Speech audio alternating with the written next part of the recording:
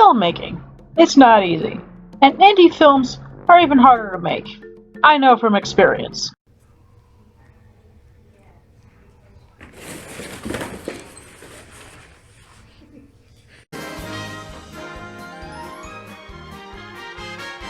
Fan films probably aren't much easier, seeing how you're not going to get any money from it unless it's public domain or something. Fan films need to be made from pure passion of the thing that you're making a fan film of. And for that reason, I commemorate them. People can make really high quality ones without getting any money in return. They just do it simply because they love what they're doing. I'm the Joker, baby! However, effort and passion are not the only things that make a good movie. It's forgivable to have cheap special effects and not get every single minute detail accurate, but good writing is not something a film should skip out on, if it's meant to be taken seriously as a film anyways. Now, another thing I'd find admirable is Legend of Zelda. God, I love Legend of Zelda. If there was only a Zelda movie. Well, there isn't, but fan films, well, there are quite a few of those, and one in particular is kinda well known. Hero of Time is an adaptation of Ocarina of Time.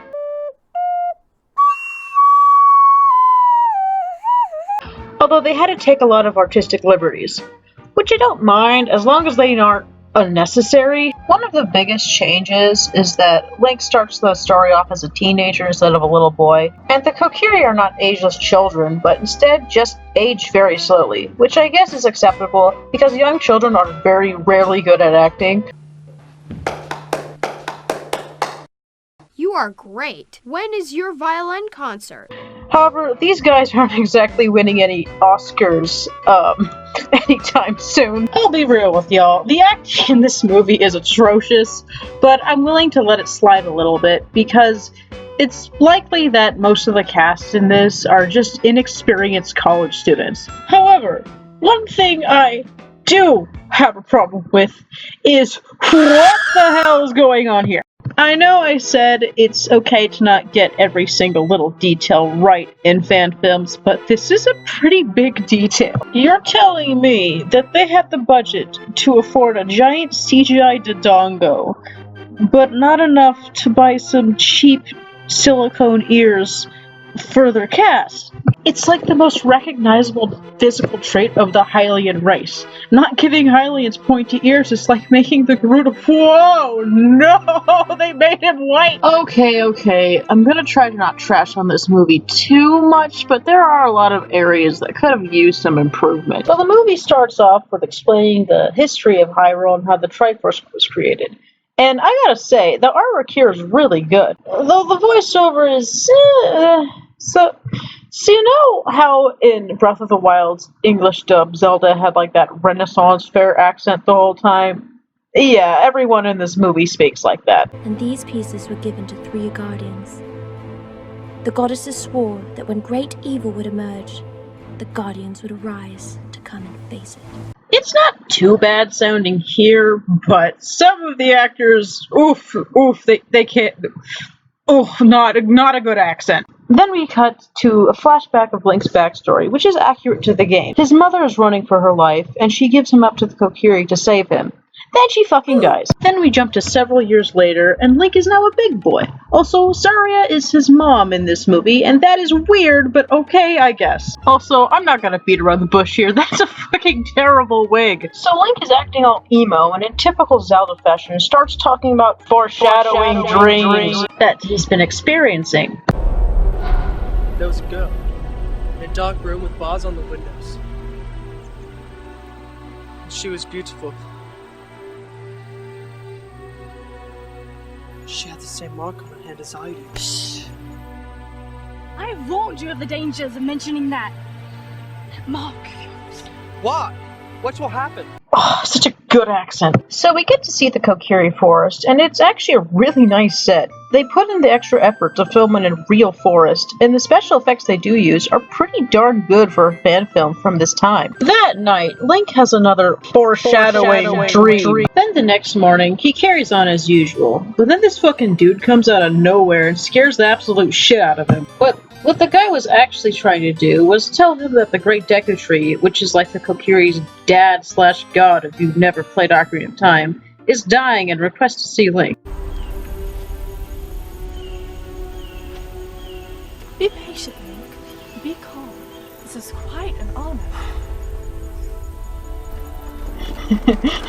It's a tree with a mustache and eyebrows. Okay, this is actually a really good set piece. It's seeing a tree with a mustache and eyebrows in the game. It's not the same as seeing it in real life. So the Great Deku Tree explains why Link has been having these foreshadowing dreams and reveals to him that he is the chosen hero to save Hyrule. You are bound to Hyrule, and she is in danger. And so it must be you who must rise up and be her champion. He's only a child. Is he now? Because this dude looks like he could be 25.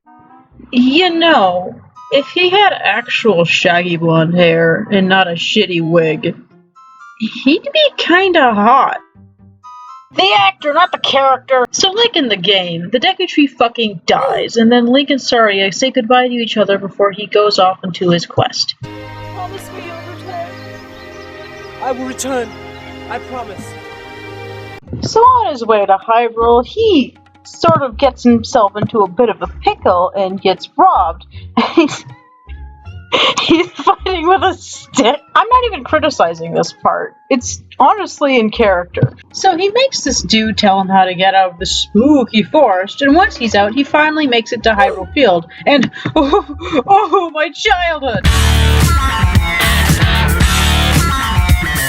He makes his way on over to Castletown, and it looks like it was filmed at a Renaissance fair, which is really clever. Also, a little off topic, but if you cosplay as Link at a Ren fair, people will treat you like royalty. It's amazing. I honestly can't wait to go again. If I can ever go again, that is! So Link wanders on into the shop and buys a bow, and this shopkeeper is, ooh, mwah, ooh, I love him.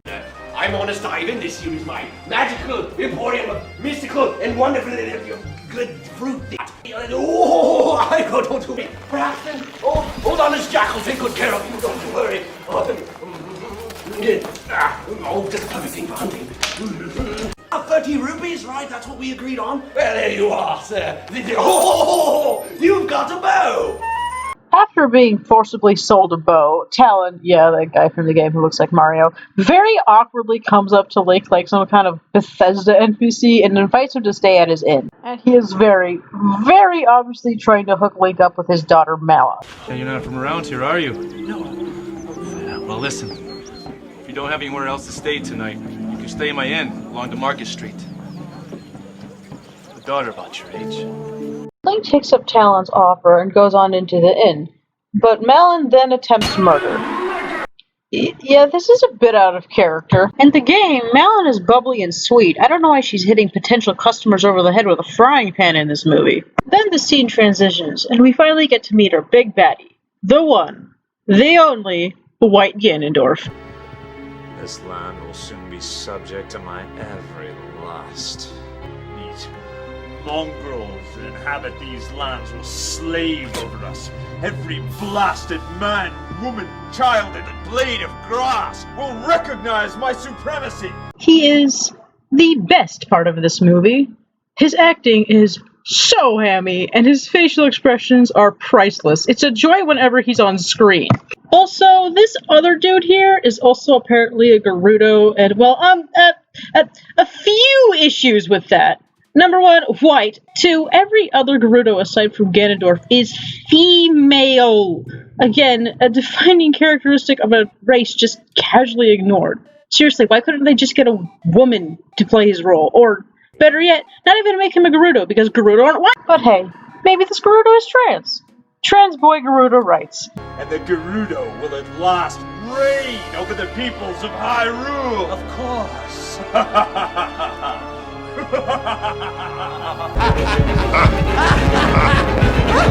Then cut back to Lake waking up from his attempted murder via frying pan. I simply thought, Mullen, he's a very attractive young boy. Dad! Father, not this again. Oh, are you alright? You're in the best guest room of the opponent and What is your name? Link. Hello, Link. My name is... Mama. It's pronounced Malon! The plan is perfect. Can the princess not sense a plot? She bears the Triforce of Wisdom, I am no fool. So we get another delightfully cheesy scene with Ganondorf. He talks about his goal to steal the Triforce of Power from the king. It's also revealed that he's the one who killed Link's mother and wants to get rid of him so he doesn't ruin his plans. For the 4th time in a row. 5th time if you count the prequel! Once I gain the King's Triforce, gaining theirs will be effortless. Lord? I've devised a plan to keep the children away during our reign. The Temple of Time? But the sword It's a is... distraction until we have domain over the land.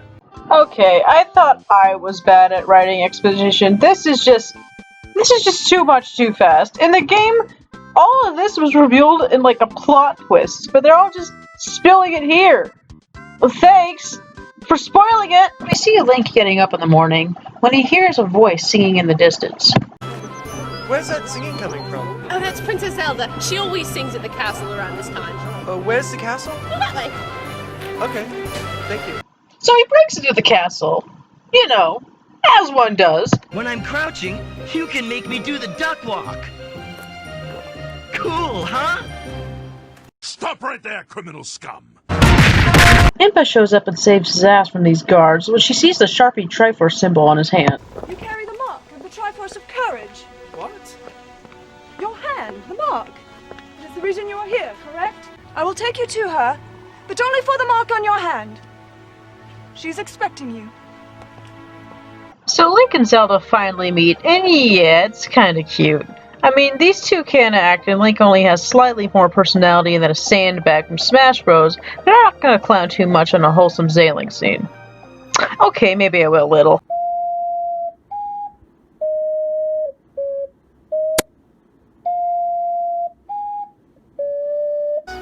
Surely I've been in your dreams as you've been in mine.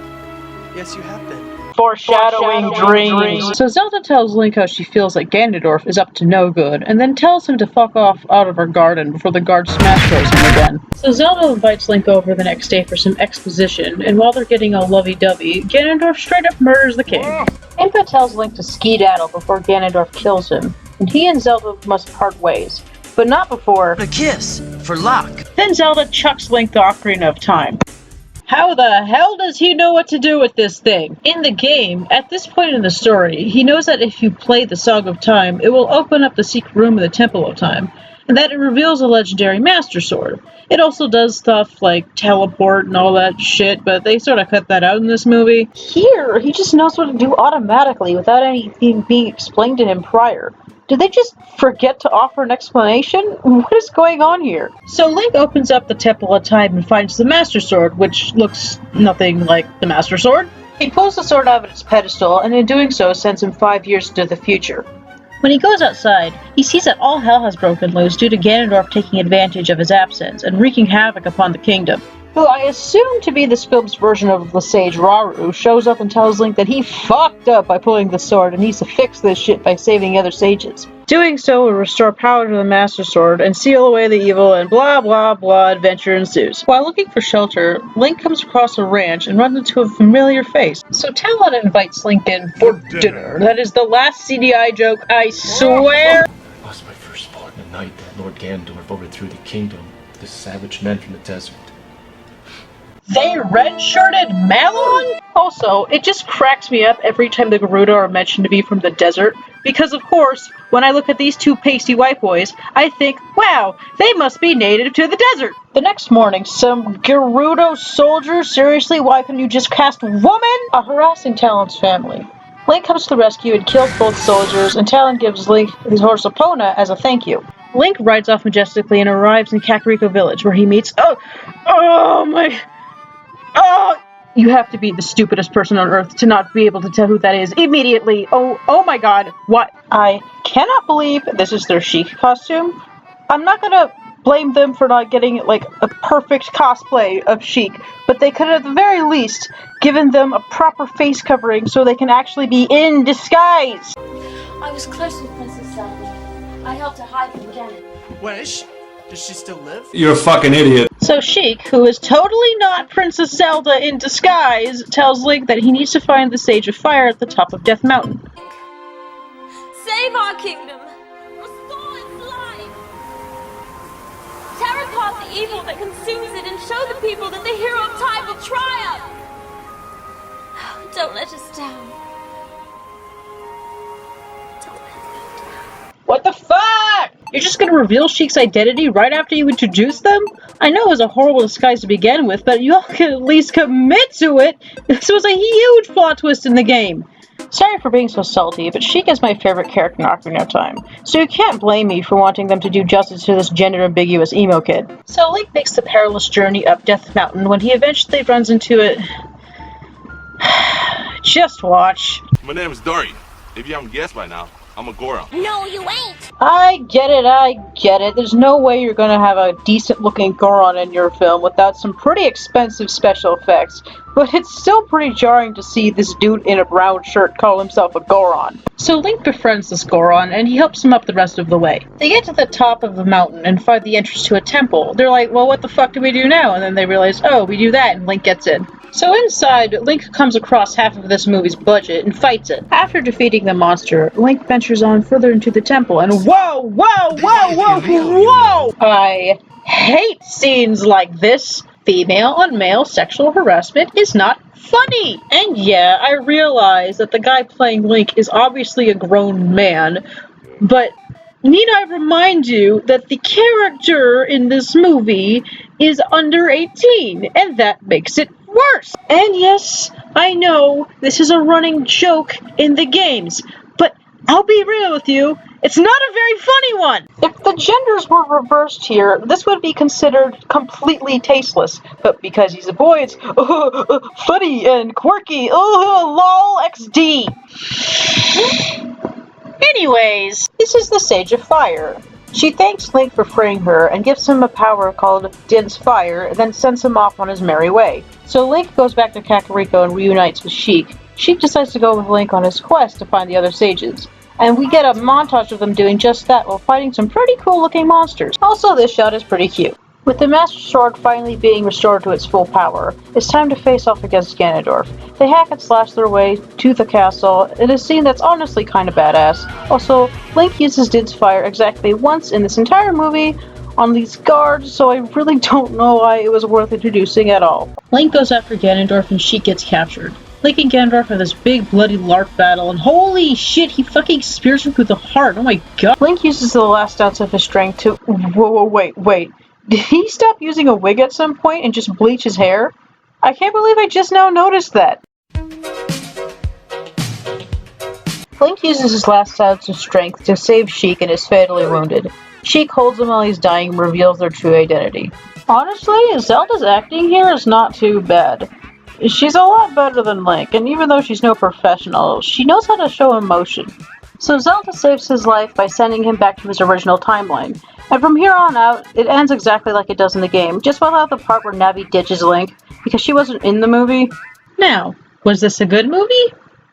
No, it wasn't. In my opinion, an adaptation, even if it's just a loose one, needs to both do justice to the original source material and be enjoyable for people who've never experienced said source material. I don't really think this does either, and if you've never played the game, you're not going to get nearly as much of an emotional impact from the story or characters. I guess you could argue that this was meant only for Zelda fans, but even then, there are a few glaring issues that are hard to look past. However, although I may clown on this movie to no end, I do think it is very impressive. Any fan film that is feature-length and looks this good for 2009, is a huge feat. It honestly feels mean to call it a bad movie. There was clearly a huge amount of effort put into this. The sets look good, the music was great, the costumes could have used some work here and there. It may not be one of the greatest films of all time like Casablanca or Robots, but if you're a diehard Zelda fan, then you might actually get some unironic enjoyment out of this. Except for that one scene, that scene could fuck right off. And you know what? When I saw this movie as a kid, I fucking loved it. So yeah, technically it's not good, but I admire the effort.